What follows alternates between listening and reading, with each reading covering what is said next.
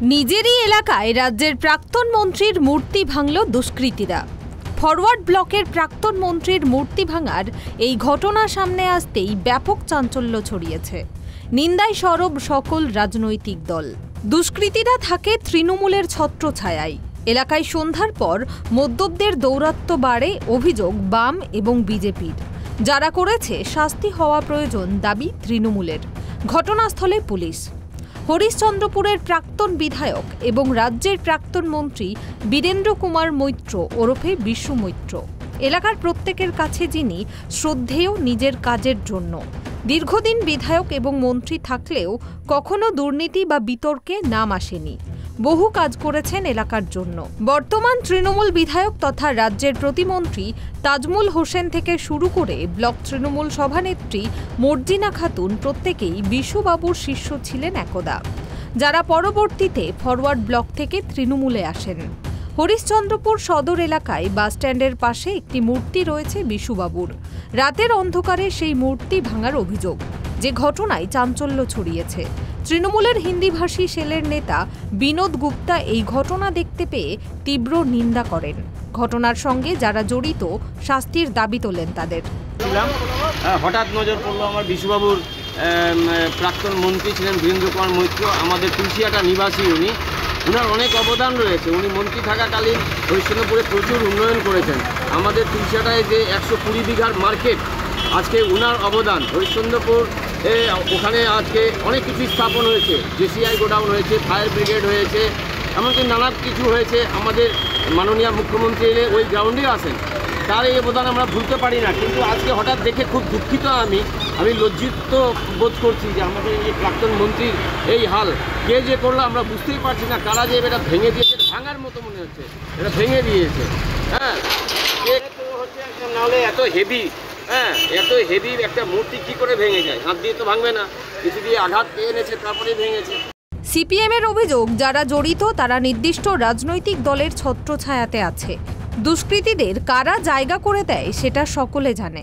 তবে আমরা সকলে শ্রদ্ধা করি এবং হরিশ্চন্দ্রপুরের মানুষ নয়, মালদা জেলা তার পশ্চিমবাংলার অনেকেই বিশুবাবুকে খুবই শ্রদ্ধা করেন। এবং আমাদের একটা মালদা জেলা আমাদের বিশেষ করে হরিশ্চন্দ্রপুরে উনি সবারই জনপ্রিয়তা ছিলেন এবং সবারই ঊর্ধ্বে ছিলেন এবং তাকে আমরা জননেতাই ভাবতাম এবং করতো। এবং জীবনেও কোনোদিন তার দুর্নীতির কথা আমরা শুনিনি যে তার দুর্নীতির সাথে আশ্রয় দিয়েছে কেনই।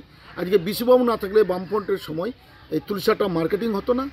আর এই যে দেখছেন বন্যা ফ্লাডের সময় প্রথম কেউ ট্রেন না পেলে যে লোকটা ছুটে যেত এবং বিছানা নিয়ে পড়ে থাকতো ভাকুড়িয়া সব সাইডে, তার নাম ছিল বিশুবাবু।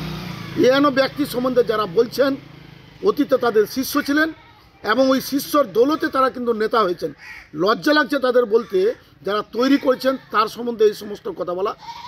মূর্তি ভাঙা যারা করছে নিশ্চয়ই সমাজ বিরোধী মানুষ এবং তারা একটা দলের ছাত্রছায়া আছে বলেই কিন্তু তারা করতে পারছে।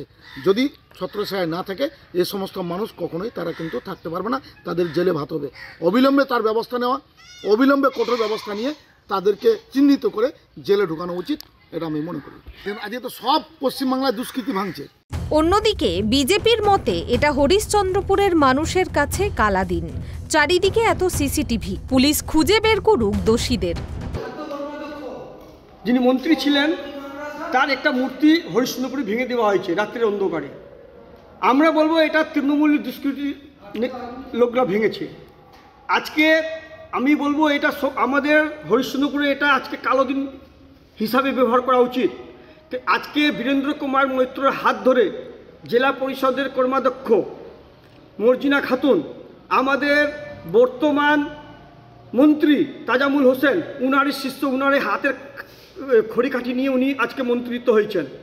উনার আদর্শ নিয়ে আজকে উনাদের গ্রামে উনার এলাকাতে যদি উনার একটা মূর্তিকে ভেঙে দেওয়া যায় তাহলে এর চেয়ে বড় কালো দিন আর হয় না। উনাদেরকে প্রতিবাদ করা উচিত। আজকে হরিশ্চন্দ্রপুর থানার নয় বিভিন্ন এলাকাতে সিসিটিভি ক্যামেরা লাগানো আছে, সেই ক্যামেরার ফুটেজ দেখে দোষীদের সাব্যস্ত করা হয়, সাব্যস্ত করে একদম তাদের নামে এফআইআর করা উচিত। ঘটনাস্থলে পৌঁছায় হরিশ্চন্দ্রপুর থানার পুলিশ। শুরু হয়েছে তদন্ত, খতিয়ে দেখা হচ্ছে এলাকার বিভিন্ন সিসিটিভি ফুটেজ।